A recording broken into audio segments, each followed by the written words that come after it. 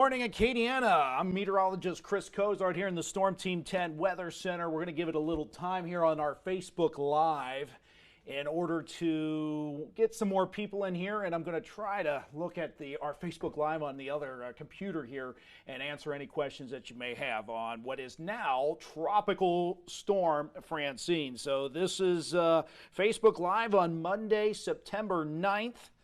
Here in Acadiana at KLFY News 10. So thank you for joining us. And once again, if you have any questions, we're going to go and check Facebook Live. I'm going to try to answer those as much as possible. I know a lot of questions are going to be impacts and what we're expecting across the area for Acadiana. I'll try to give you our best guess at this point, what we're thinking, and give you the latest models on this as well.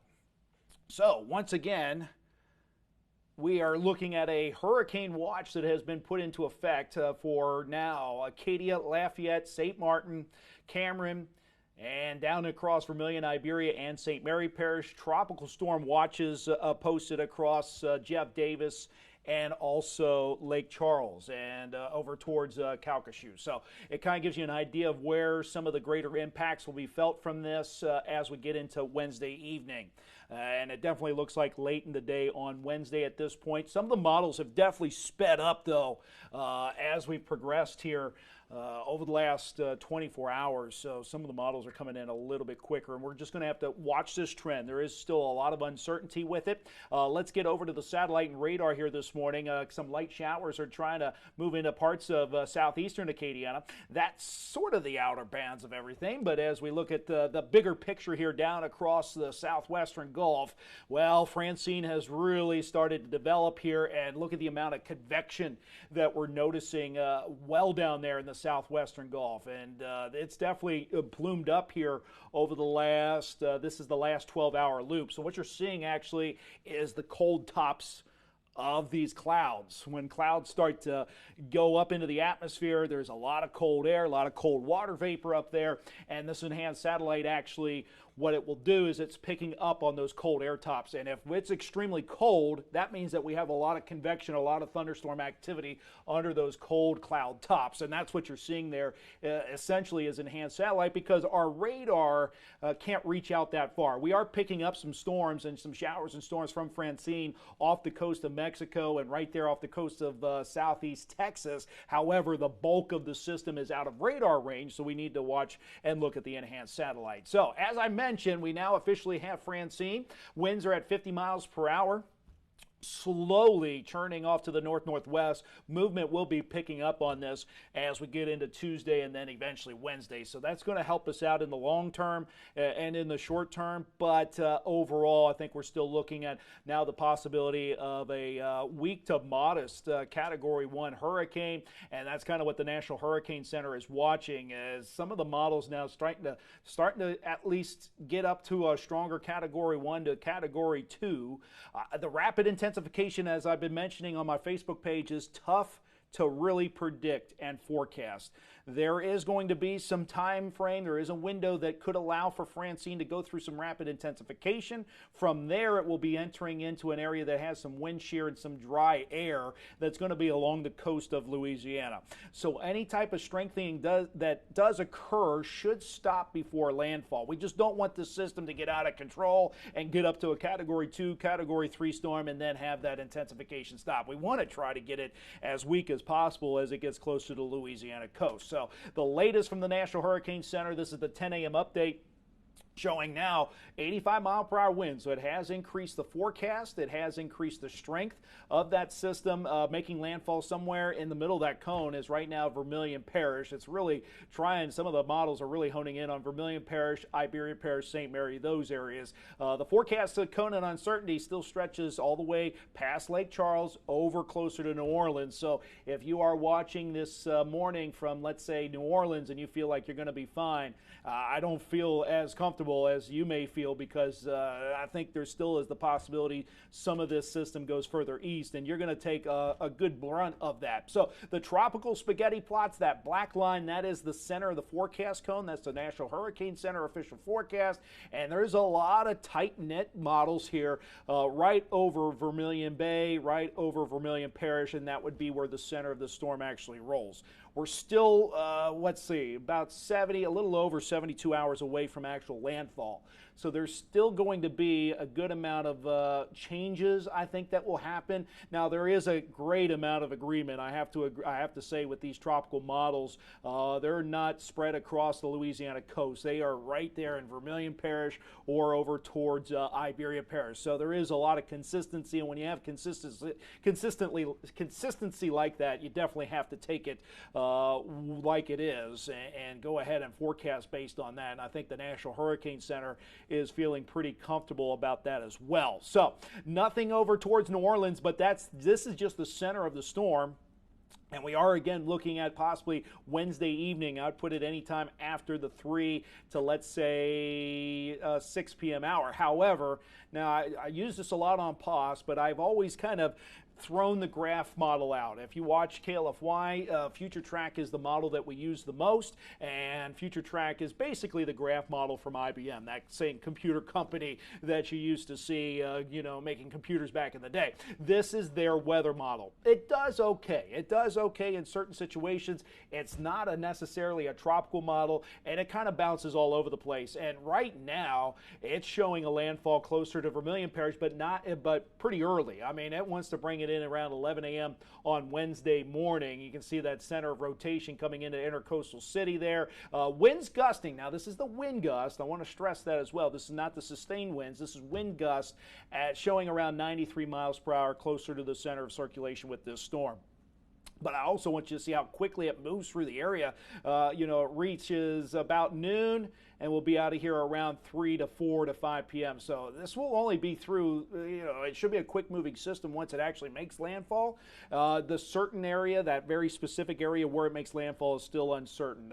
It could be Vermilion Parish. It could be over to St. Mary Parish. The further east we are with that center of rotation, a little bit better we're going to be when it comes to our forecast impacts here from this. So Future Track, again, this is the graph model. As we get into Tuesday afternoon, some tropical rain bands start to come in. The actual system itself coming in Wednesday morning. Again, I think it's a little too quick with this. We'll have to see what the latest update does, but it definitely shows you a general idea of what we expect the system to kind of look like on radar as it moves through the area. I think this is going to be later in the day. In fact, the National Hurricane Center has the landfall sometime around 7 o'clock that evening in Vermilion Parish. Systems usually don't pick up speed like this as they get closer to landfall.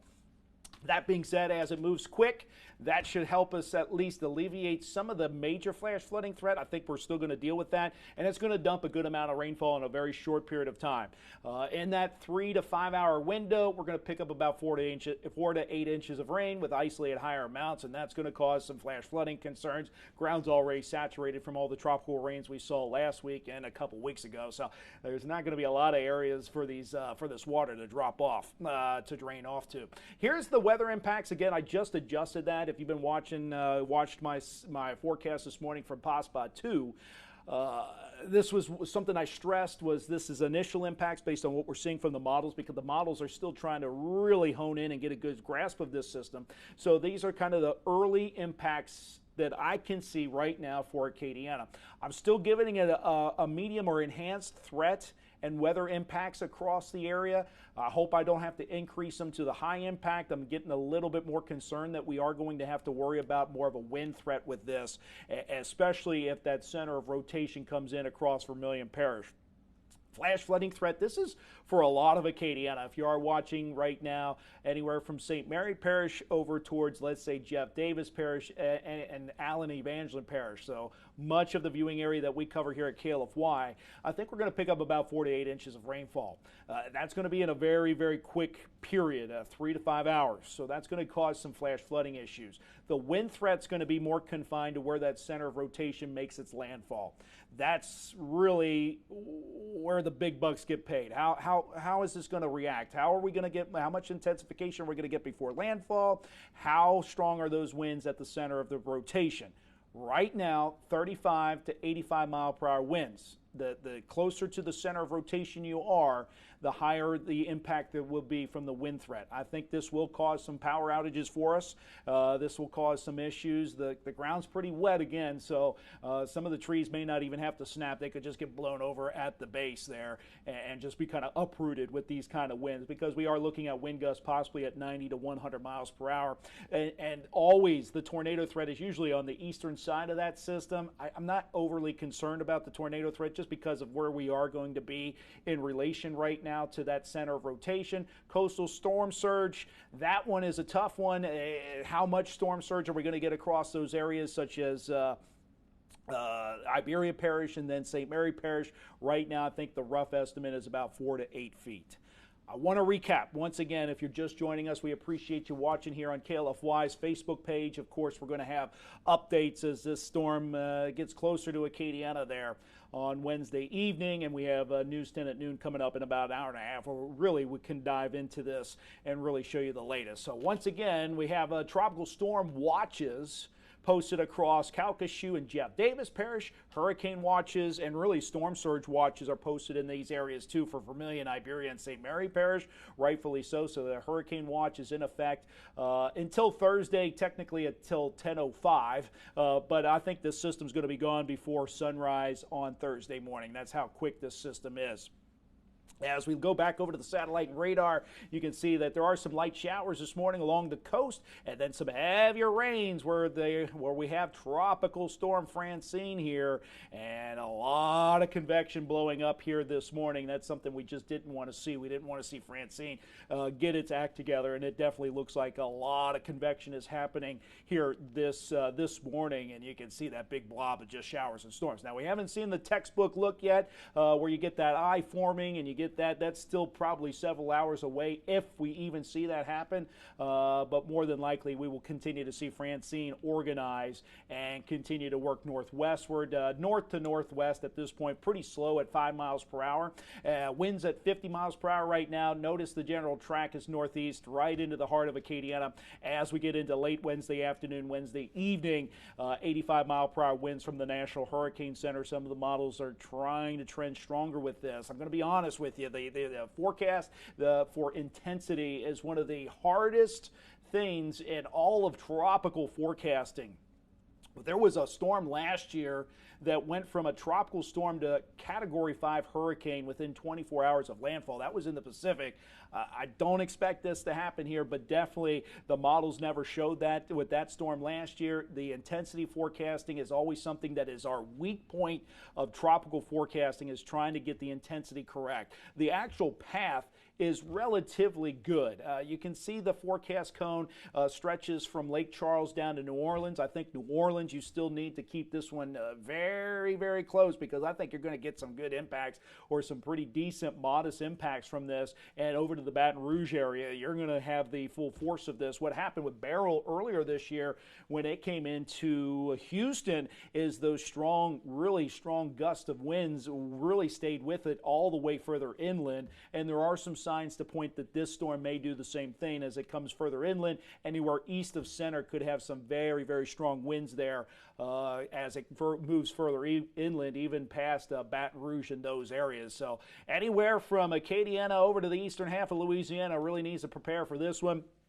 Tropical models are in about as good as agreement as you can see. I think there still will be some adjustments that needs to be made. I think the models will still have to adjust here as we get closer to Wednesday afternoon, Wednesday evening there. But nonetheless, that type bunch is about as good as you can get when it comes to tropical forecasting path and the confidence in that.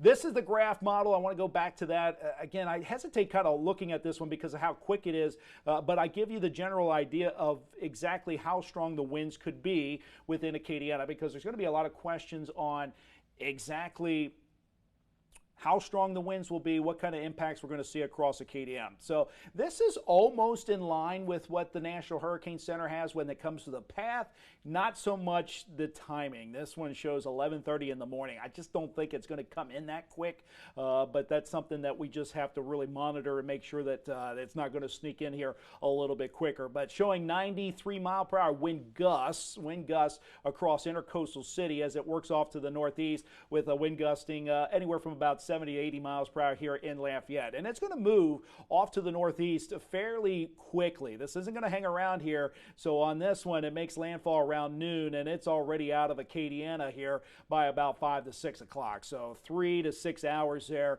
The conditions will improve pretty quickly for us. That being said, we still will get a good amount of rain with this. Some showers and storms tomorrow. We'll have to watch out maybe for some coastal flooding there tomorrow evening with some of those very outer rain bands. And then here comes Francine, hopefully not too strong at this point, but definitely dumping a good amount of rainfall in a short period of time. Probably looking at about 4 to 8 inches of rainfall spread across Acadiana, higher amounts closer to the actual center and off to the east of this as well. So Baton Rouge, New Orleans, you could be in this as well. Don't feel as comfortable with this forecast just yet, considering that you are considered in this forecast cone for Wednesday evening. Right now, National Hurricane Center showing 85-mile-per-hour winds. Some models want to bump it into the Category 2 strength. Some other meteorologists I do trust, they are hinting that this could go through some rapid intensification. I want to stress that there is some things that will help us as we get closer to actual landfall. We just don't want this storm to get up to Category 2, Category 3. We don't want to see that happen. But whatever it gets up to as it starts making its landfall, it should really be put into check. There's going to be a good amount of dry air across the area, a good amount of wind shear as well as it starts to reach the Gulf Coast, as it starts to reach, unfortunately, the Louisiana Gulf Coast. So as it does, any type of strengthening that it's went through, it should be done at that point. We just don't want it upwards of Category 2, Category 3. I've noticed on our page, I tried to go through if there was any questions. I see. Let's see if it's up here still with any of our Facebook Live, if we have any of that going on. But overall, not really at this point, just kind of wait and see. Today's the day to prep and to make sure that we are good to go on that. Once again, it's great to talk to you. Make sure to tune in to News 10 at noon. We're going to get you the latest on Francine. Thanks again for KLFY News 10 and the Facebook page.